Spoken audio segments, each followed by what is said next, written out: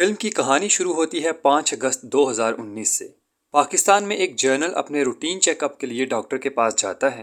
Doctor اسے بتاتا ہے کہ اسے کینسر ہے اور ان کے پاس صرف 3 سال کا وقت ہے۔ اسی وقت ٹی وی پر ایک خبر چل رہی ہوتی ہے کہ انڈیا نے آرٹیکل 370 کو ختم کر دیا ہے، جس پر ڈاکٹر کہتا ہے کہ یہ تو سراسر پاگل پن ہے۔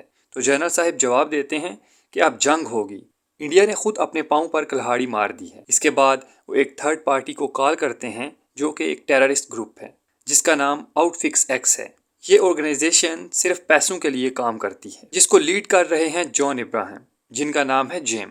جنرل جیم سے کہتا ہے کہ مجھے انڈیا کی تباہی چاہیے۔ جواب میں جیم کہتا ہے کہ آپ کا کام ہو جائے گا لیکن ذرا وقت لگے گا۔ چونکہ ڈاکٹر نے جنرل کو بولا تھا کہ اس کے پاس صرف 3 سال کا وقت ہے، تو جنرل نے 3 سالوں میں انڈیا کو ختم کرنے کے بارے میں سوچا۔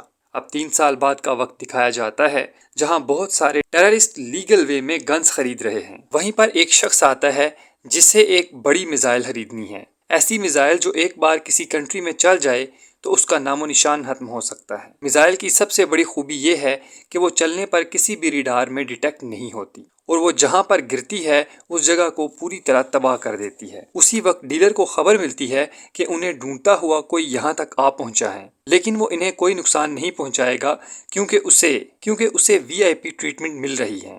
پھر دکھایا جاتا ہے ایک شخص جسے کرسی پر بٹھا کر اس کی دھلائی کی جا رہی ہوتی ہے، مگر بہت مار کھانے کے بعد بھی وہ ٹس سے مس نہیں ہوتا اور صرف ایک ہی سوال کر رہا ہوتا ہے، اور یہاں انٹری ہے کنگ کی، یعنی پٹھان کی۔ ڈیلر اس سے یہ پوچھ رہا ہوتا ہے کہ پٹھان، تم آخر زندہ کیسے بچ گئے؟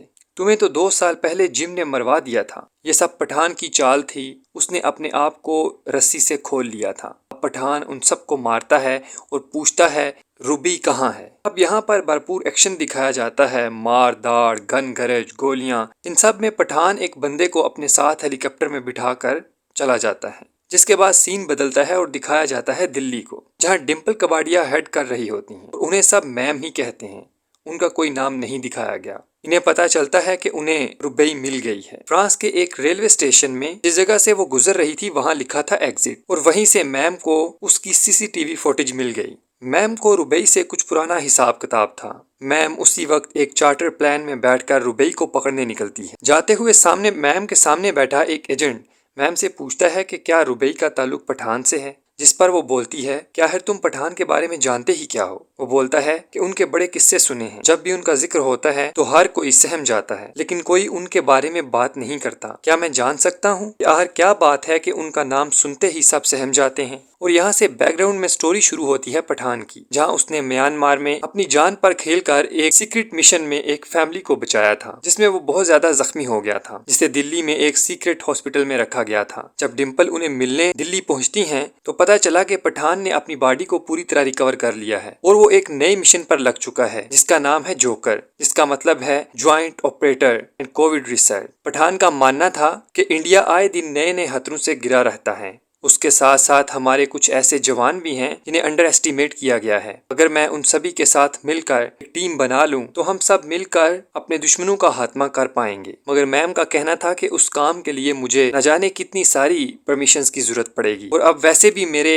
ریٹائرمنٹ کے دن آ چکے ہیں، جس پر پٹھان کہتا ہے کہ ملک کے لیے کام ہی ہماری اصل ذمہ داری ہے، جس پر میم مان جاتی ہے۔ اب وہاں ایک سیکرٹ چیز دکھائی جاتی ہے جس میں دکھایا جاتا ہے ان سب لوگوں کو جو اس مشن میں پٹھان کی مدد کریں گے۔ پٹھان انہیں بتاتا ہے کہ دبئی میں ایک خفیہ میٹنگ ہونے والی ہے جس میں ہمارے موسٹ وانٹڈ دشمن بھی آنے والے ہیں، جس سے ہمارے لوگوں کو خطرہ ہے۔ میں چاہتا ہوں کہ آپ پولیس کو الرٹ کر دیجئے، میں اور میری ٹیم باقی خطروں سے نمٹ لیں گے۔ اس کے بعد دکھائی جاتی ہے دبئی کی چکا چوند، بڑی بڑی گاڑیاں، ہائی الرٹ سیکیورٹی میں انڈیا کا پریزیڈنٹ۔ تبھی پٹھان کو خبر ملتی ہے کہ پریزیڈنٹ کو کوئی خطرہ نہیں بلکہ ہمارے 2 سائنٹسٹ خطرے میں ہیں۔ اس سے پہلے کہ پٹھان اور اس کی ٹیم اپنی پوزیشن سنبھال پاتے، جم ان دونوں سائنٹسٹ کی گاڑی کو اڑا دیتا ہے۔ اب یہاں پٹھان پہنچ جاتا ہے اور ہیرو اور ولن کی بھرپور لڑائی ہوتی ہے، ایک زبردست فائٹ۔ اب پٹھان کو پتا چلتا ہے ایک لڑکی کے بارے میں جو اس کے گروپ کے ساتھ کام کر رہی ہے، وہ ہے روبینہ ہاں، اور روبینہ اور کوئی نہیں بلکہ دپیکا ہے۔ یہاں دپیکا کی انٹری ہے۔ پٹھان روبینہ سے ملنے اسپین چلا جاتا ہے، لیکن دوسری طرف جم خود تو نکل جاتا ہے لیکن اپنے ساتھیوں کو چھوڑتا ہے پٹھان کے مقابلے کے لیے۔ وہاں روبینہ پٹھان کو بتاتی ہے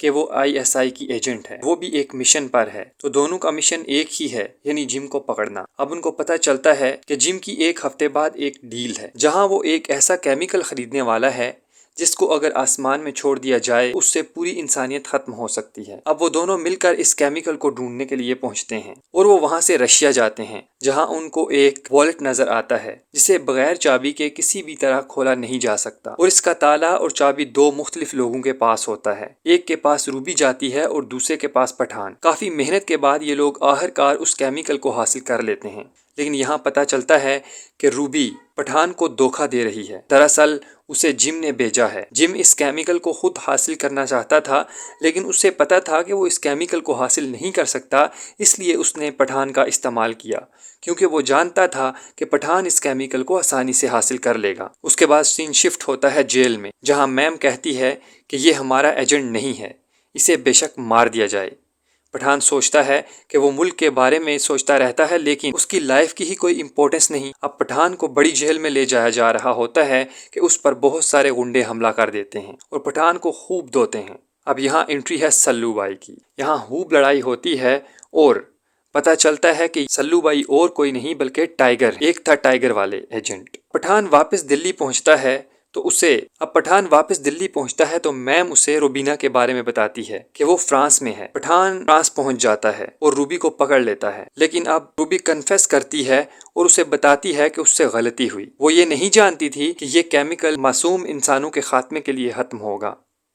اگر وہ جانتی ہوتی تو وہ کبھی بھی ایسا نہ کرتی۔ دوسری طرف جم نے وائرس تیار کر لیا ہوتا ہے اور وہ اسے بھارت پر گرانے کے لیے تیار ہوتا ہے۔ یہاں انٹری ہوتی ہے پٹھان اور روبی کی۔ پھر سے ایک دمدار فائٹ ہوتی ہے۔ بھرپور فائٹ کے بعد وائرس کا ایک حصہ پٹھان کو مل جاتا ہے اور دوسرا جم لے کر فرار ہو جاتا ہے۔ وائرس کا جو حصہ پٹھان کو ملتا ہے وہ لیبارٹری میں جا کر اس کی ریسرچ کر رہا ہوتا ہے کہ اسے پتہ چلتا ہے کہ دراصل وائرس پہلے ہی پھیل چکا ہے اور اب وہ سب لوگ مارے جائیں گے، اور یہ ساری کی ساری جم کی چال تھی۔ اس کے بعد دکھایا جاتا ہے پٹھان جس آدمی کو ہیلی کاپٹر پر لے اڑا تھا اس سے پوچھتا ہے کہ بتاؤ جم یہ وائرس کا استعمال کس ملک پر کرنے والا ہے۔ وہ بتاتا ہے کہ اس کو یہ تو نہیں پتا کہ کس ملک پر میزائل چھوڑا جائے گا، لیکن اسے یہ پتا ہے کہ اس میزائل کو افغانستان سے لانچ کیا جائے گا۔ اس کے بعد پٹھان اپنی ٹیم کے ساتھ افغانستان پہنچتا ہے۔ اس کے بعد دکھایا جاتا ہے کہ کیسے بڑی ہی مشکلوں کے بعد اس وائرس کو سپریڈ ہونے سے بچا لیا جاتا ہے اور ایک بھرپور فائٹ کے بعد جم مارا جاتا ہے، اور اس طرح سے پٹھان کو کامیابی ملتی ہے۔